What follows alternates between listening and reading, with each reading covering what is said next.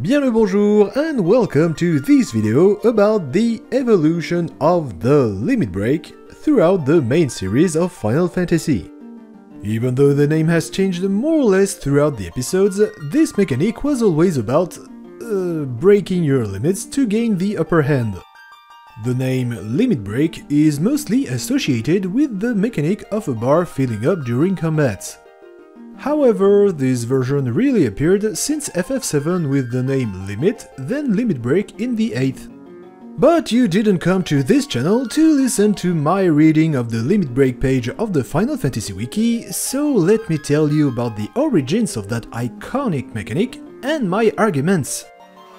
If you remember what I said in the gameplay videos, I briefly brushed over the possibility of upgrading the classes of your team thanks to a side quest. Wait! Come back! No, I'm not making fun of you. I do consider this promotion mechanic as the ancestor of the limit break system, especially because we have a nearly similar idea in FF11. After getting the airship, you could take on this rather difficult trial depending on the average level of your team. Especially since it was not advised to raise them too much if you wanted to get the most out of the advanced class's potential. Although it wasn't mandatory, the first step asked you to pay a visit to Bahamut in his lair. If you went to see him at that point, he would only ask you to bring a proof of your valor. Apparently, getting rid of 2 elemental demons bent on destroying the world before getting there was not enough. You then had to go on a long journey through hostile regions to reach a mysterious castle in ruins. Once inside, you had to make your way through another series of trials to reach the final room. Well, to tell you the truth, the hard part was only about remembering the order of the teleporters and dealing with the random encounters along the way. All of this for a rat's tail. Don't try to understand, it was a metaphor, I think. And even though you had a teleporter which brought you back to the castle's entrance, you still had to travel to your airship on foot. Once back in the giant dragon's crib, he rewarded you by promoting the classes of all your characters, which meant you could go beyond your limits. If I didn't convince you with this, wait for the FF11 part. Normally, I don't bother with spoiler warnings, but I felt like I need to put one for this game because of the events taking place in its main story. The character Cecil Harvey tried to atone for his crimes as a Dark Knight by climbing a sacred mountain where he ended up becoming a paladin. I'll get more into details in other videos, but just like the first FF, we can see some sort of class upgrade for Cecil. However, there was another character that underwent a change and is actually relevant to today's topic, the Sage Tela. Once again, I won't cover everything about this temporary character, but he managed to remember all of his spells after Cecil's transformation. Go figure. Breaking the limits imposed by his old age, he also learned the spell Meteo, that was the most powerful spell according to the main plot. Except that it cost 99 MP to cast and Tela couldn't go over 90 even by leveling up. You guessed that it wasn't a mistake made by the developers, and a bit later in the game, during a scripted encounter, Tela was finally able to use Meteo for the small price of his own life. Can you imagine sacrificing a character each time you wanted to use a limit break? I'll stop being cynical, but I hope that I got my point across. Following in the footsteps of Cecil becoming a paladin, Kain ended up turning into a holy dragon after some events in the main story. Yes, I'll give more details in another video, however, we are not done with this episode yet. The son of Cecil and Rosa, the young Theodore, had an ability called Awaken, which clearly echoed the concept of the limit break. When activated, he saw all of his stats doubled for 3 turns, save for his HP and MP. However, you could only use it once per fight, and after those 3 turns, Theodore had to pay the price by having his HP reduced to single digits. Unfortunately, in the same vein as FF4, this game also had a case of heroic sacrifice in order to defeat a rather strong opponent. During a desperate situation, Galuf overcame his limits to fight the main antagonist. This fight wasn't entirely scripted since you actually controlled Galuf's actions, but he was impossible to kill despite everything his opponent threw at him. Sadly, this was just a bitter victory, as the old man then drew his last breath during probably one of the most memorable scenes in the game, or even the series. No more elderly sacrifice, I promise! In this game, we didn't completely have the classical LB system yet, but something quite close, the Desperation Attacks. The name described the mechanic well enough, because these were special single target skills that could be triggered only once per fight, when a main character used the attack command while being really low on HP. Since Gau didn't have access to the attack command and Umar-Ro was a berserk you couldn't control, they didn't have desperation attacks like the temporary characters. Strangely enough, these skills were classified as magical and worked like the spell Ultima, which means that they were impossible to block and ignored any type of defense value. There were just two small problems. The chances of activation were really low, so it wasn't that uncommon to actually complete the game without even witnessing one. And secondly, when a character was that low on health, your first reflex would have been to heal it quickly in order to avoid a KO, especially considering the chances of getting a desperation attack were far from guaranteed. And here it is, the very first time the limit break mechanic appeared, even if the name was just limit. You had a gauge for each character that would fill up depending on the amount of damages received from the enemies in battle. Once full, your ATB would benefit from a one-time speed boost, and the attack command was replaced by a limit until you used it, or the character died. You could therefore save it up for a later use. Of course, the more damages you took in one blow, the more it would fill up, but two status effects could speed up or slow down the process. Coloring your limit bar in red, Fury doubled the rate at which it would fill, but your physical and magical hit rates were reduced.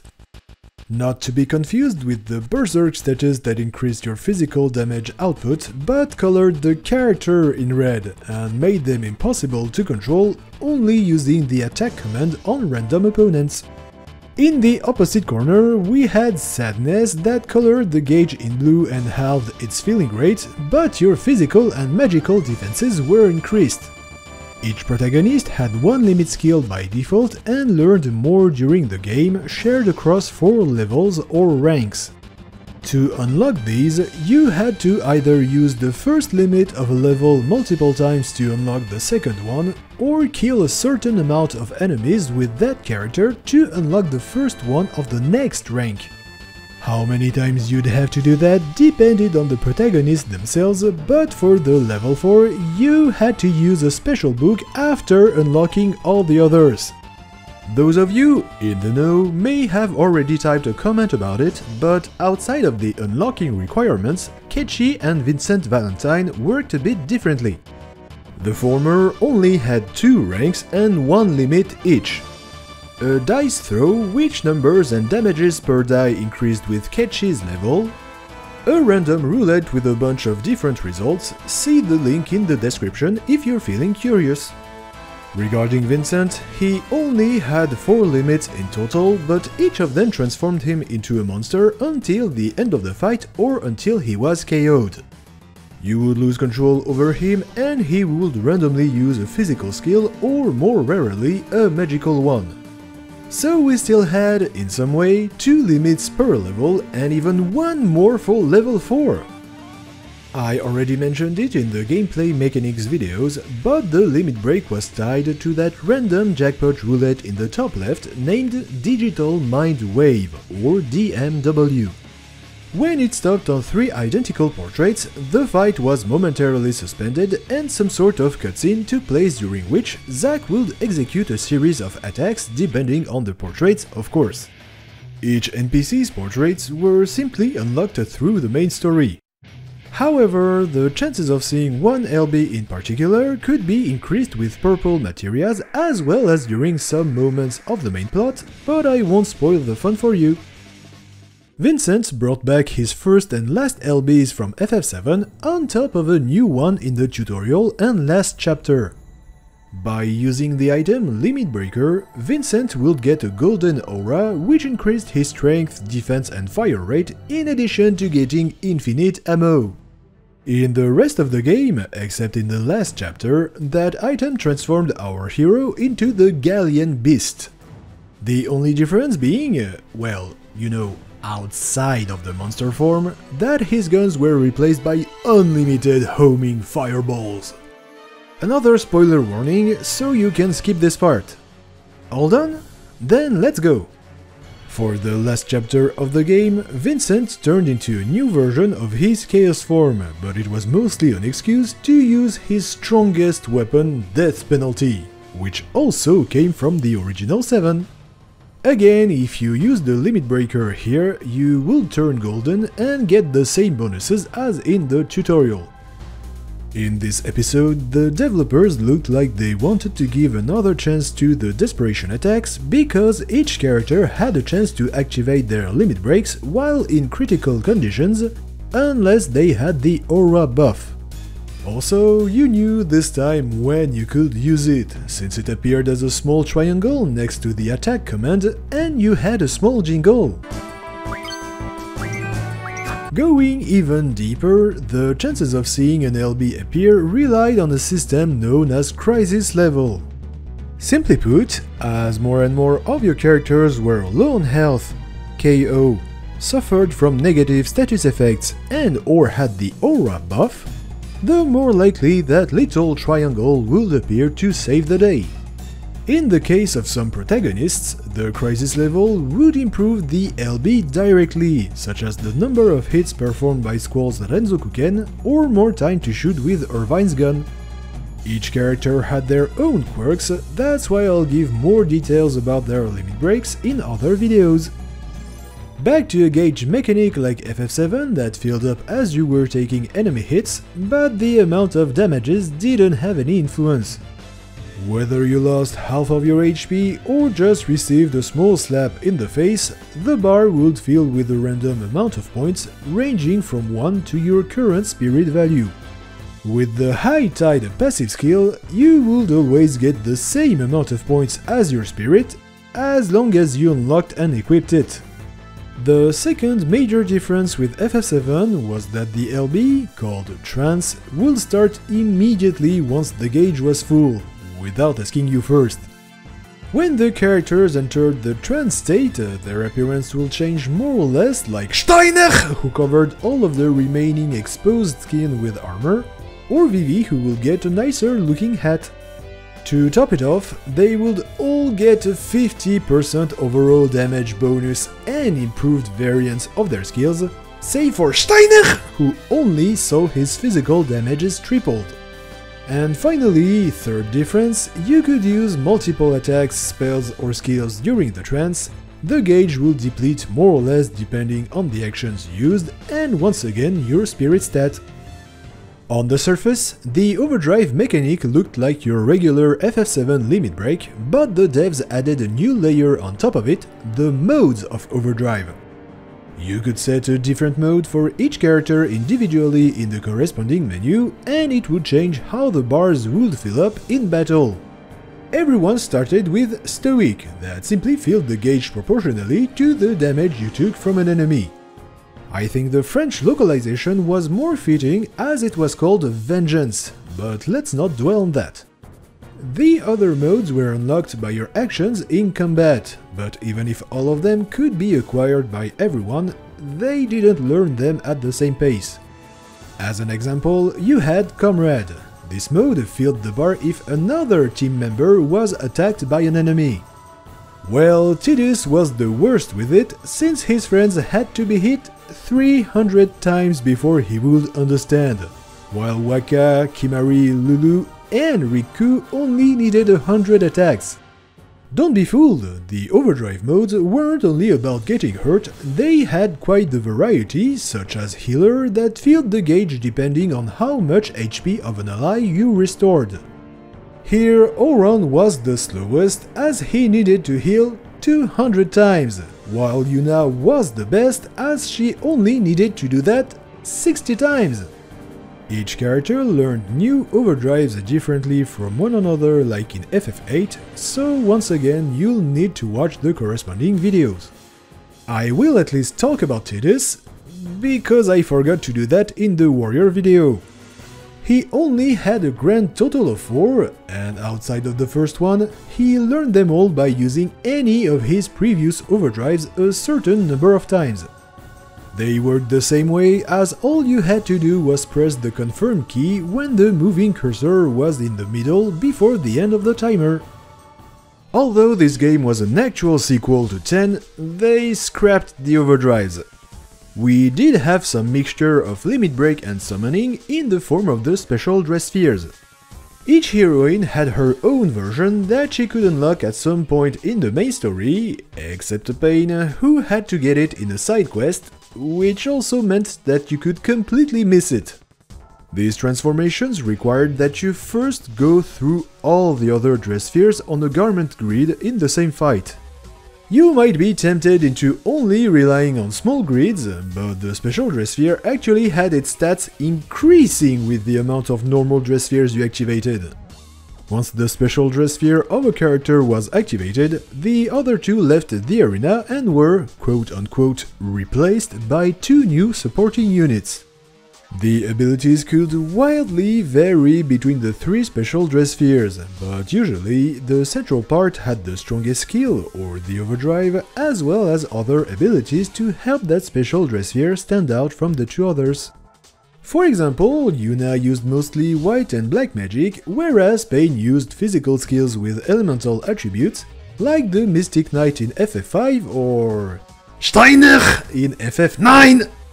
As I said earlier, the 2 additional units had a more supporting role, with one focusing on healing and or buffing your team, while the second preferred debuffing the enemies.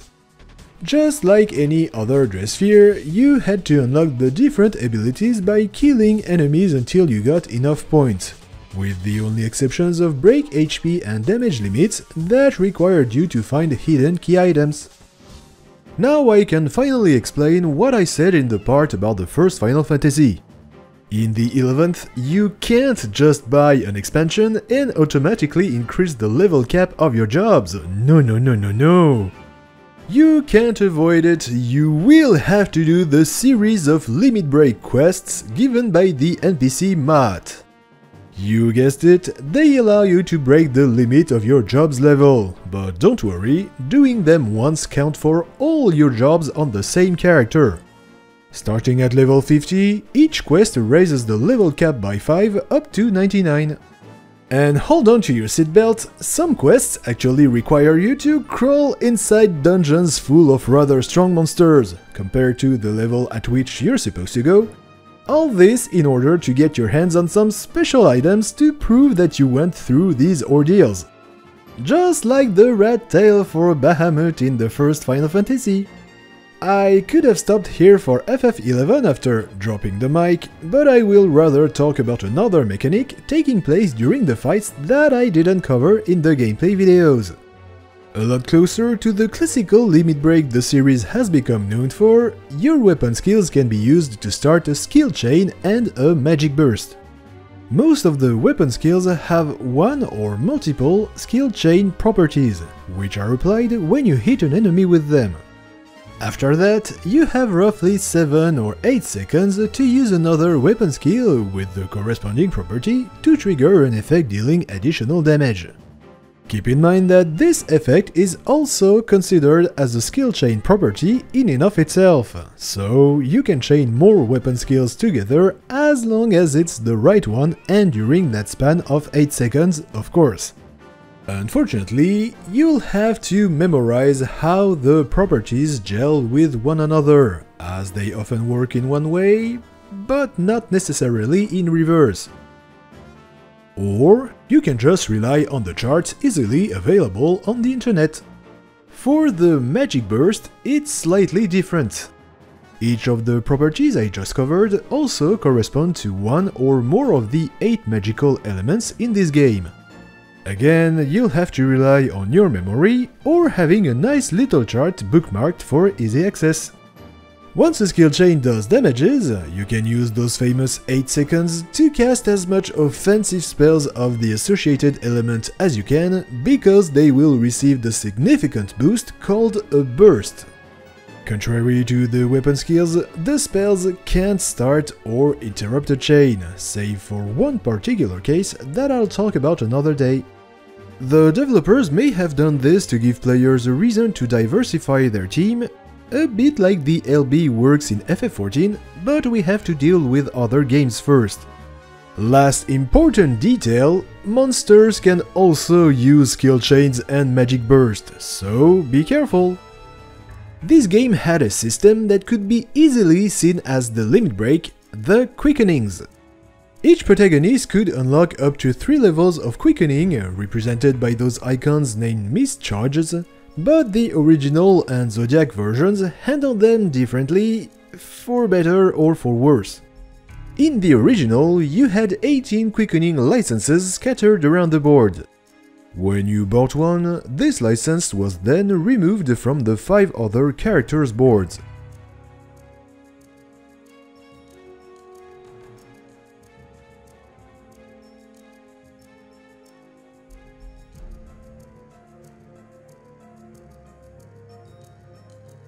And when you unlocked the 3rd quickening, all the remaining licenses of that type would vanish from his or her board. This could be a problem in the long run to get them all, because they were often in the far reaches of the board, meaning that you had to spend a lot of points to buy the other licenses in the way. But having multiple levels of quickening had one major benefit. After getting your 2nd level, your total of MPs will double, then triple at level 3. Which wasn't the case anymore in the Zodiac version. Also, you had to think twice before blindly buying the licenses this time. Each of the job boards contained 4 quickening licenses, but the 4th one disappeared after you bought the 3 others. This meant that you had to plan out which one you'd unlock, because some useful other types of licenses would become unreachable. If you added the 2nd job board you could unlock later in the game, you might end up with a nice headache. In case you were wondering, learning these licenses in Zodiac was entirely separated from a character to another, even if they had the same jobs.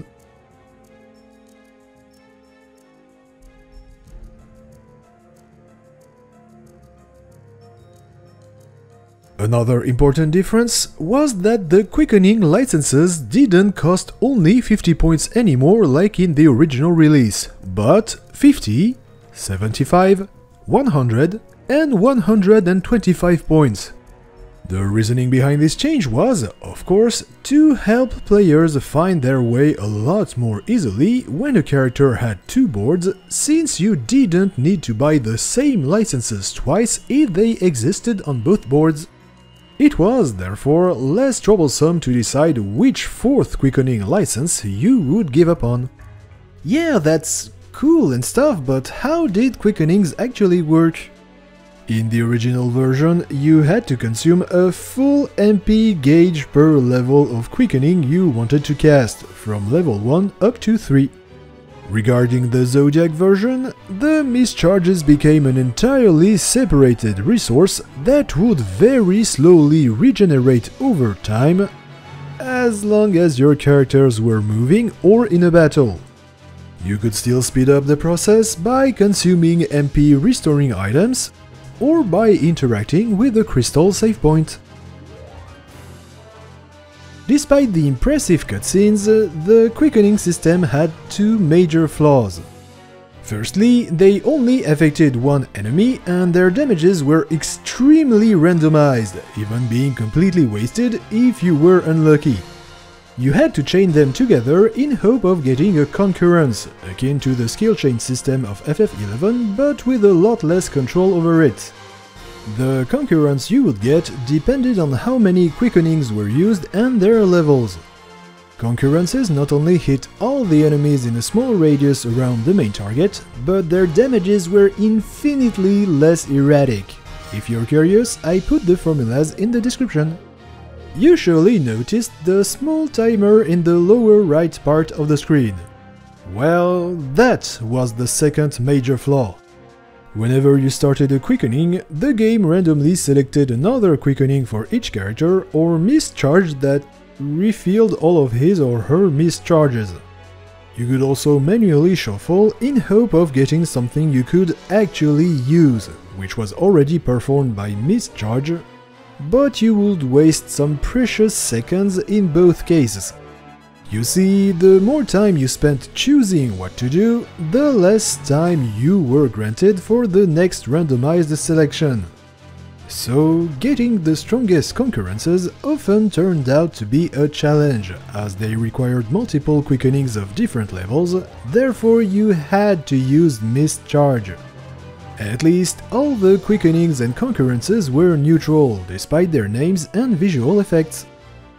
In this episode, the quickenings truly worked like usual limit breaks, with a gauge of mist slowly charging up as you dealt and received damages, but it was always reset to 0 from one encounter to the other. These quickenings were much more varied, since they didn't all just hurt your enemies, but could also heal or buff your team. Each protagonist had to unlock his or her unique quickening by defeating one of the summons from the previous game in a main or side quest. And that's it. The character's progression system in this game was called Crystarium. No, I'm not gonna repeat everything I said in the game mechanics videos, it's just a quick reminder that every protagonist unlocked more roles as well as higher tiers as you made your way through the main story. Yes, I'm still trying to justify what I said about Bahamut and the Rat Tail in FF1, but also the limit break quests in the 11th.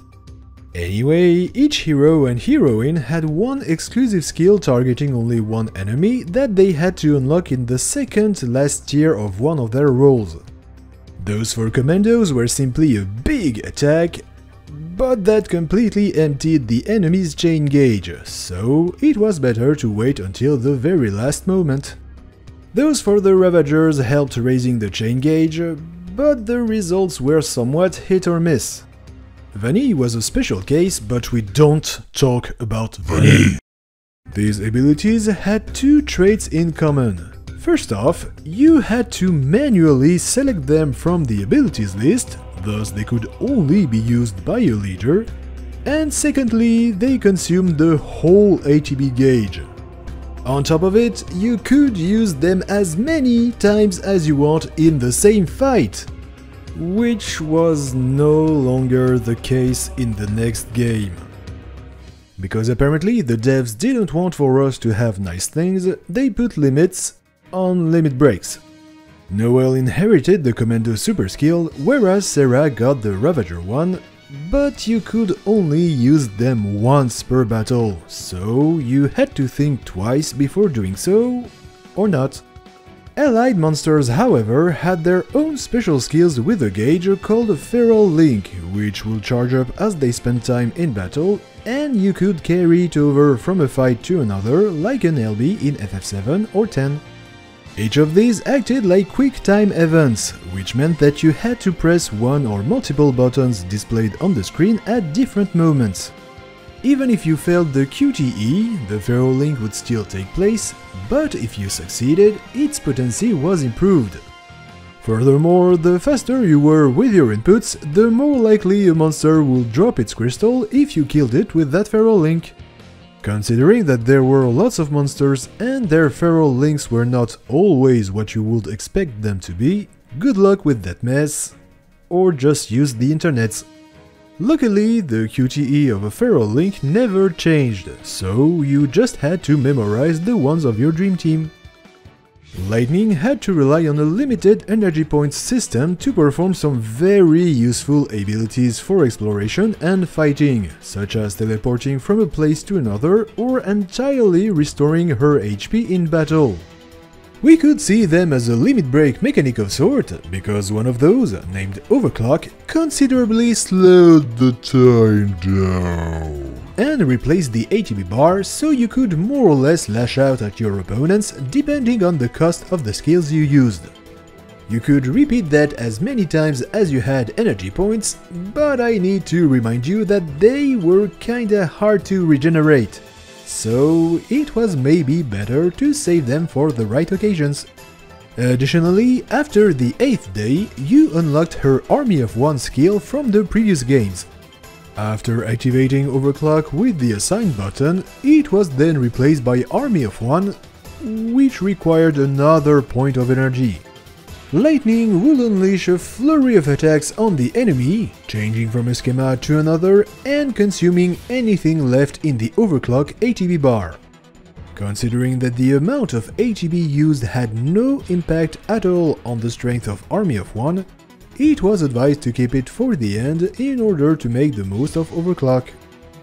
The limit break in this game also works with a somewhat elaborate gauge system, and is called Transcendence in French. Nobody cares, but this is my video, so deal with it. The number of limit bars increases depending on how many players you have in your party and the type of content you're doing. Starting with 1 when you have at least 4 players, it gains the second bar when you're fighting the last boss of a dungeon or your team reaches the limit of 8 players.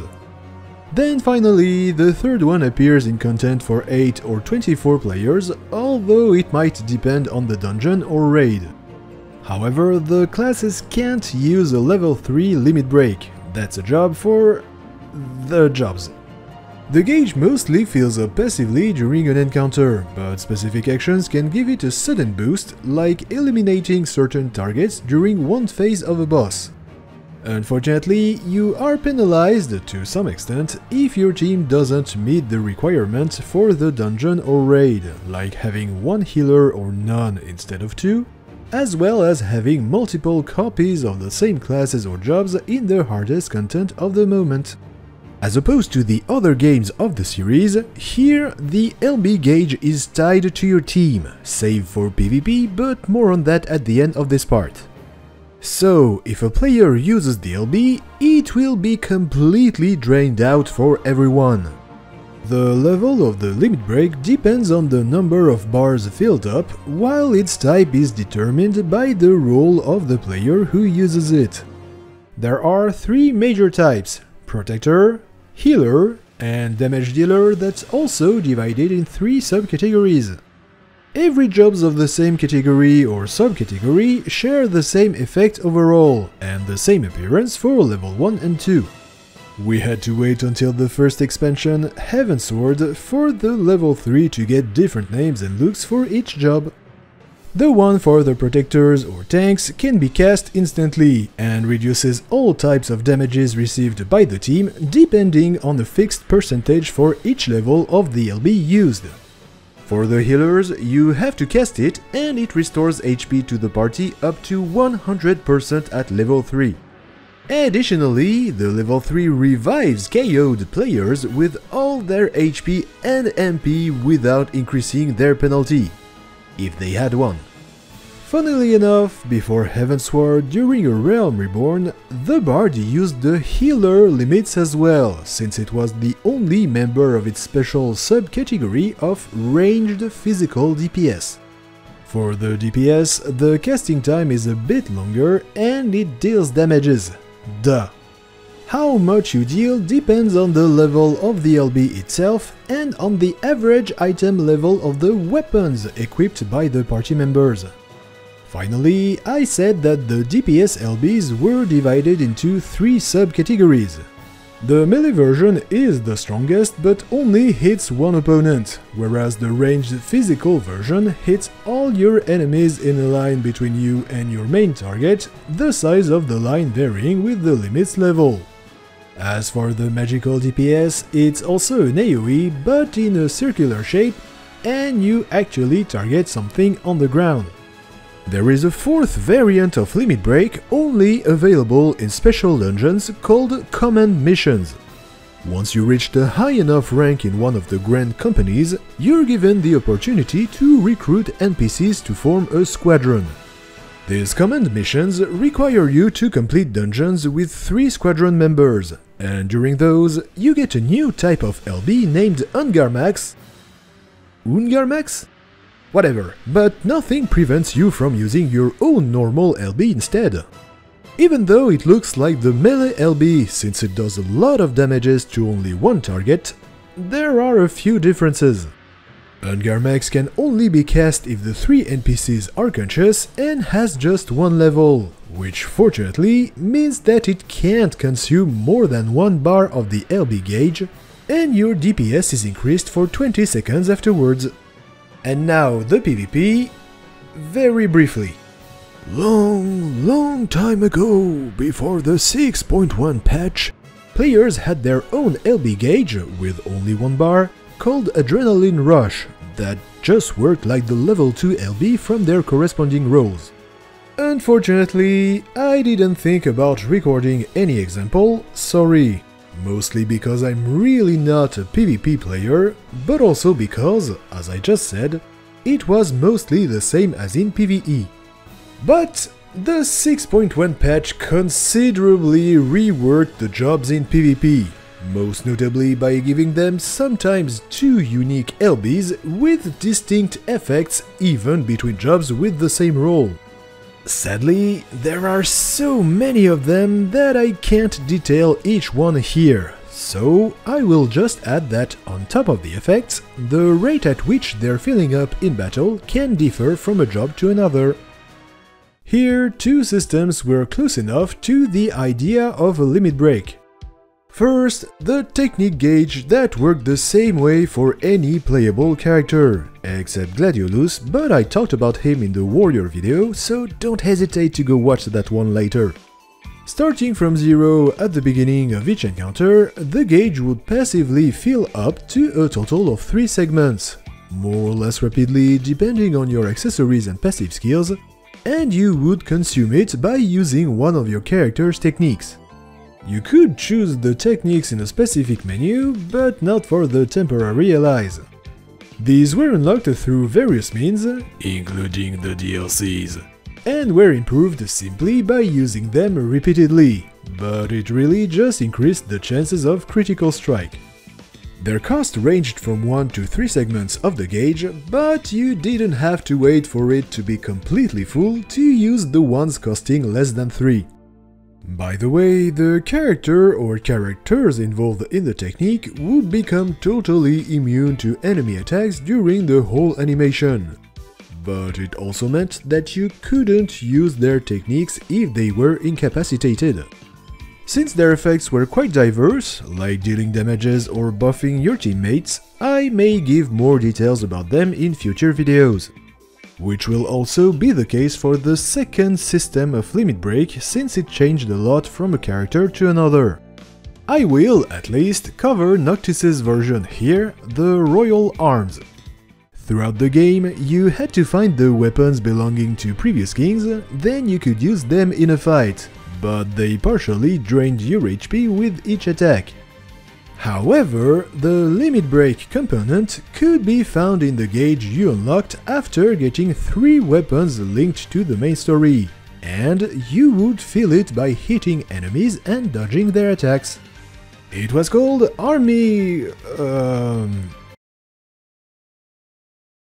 Armiger.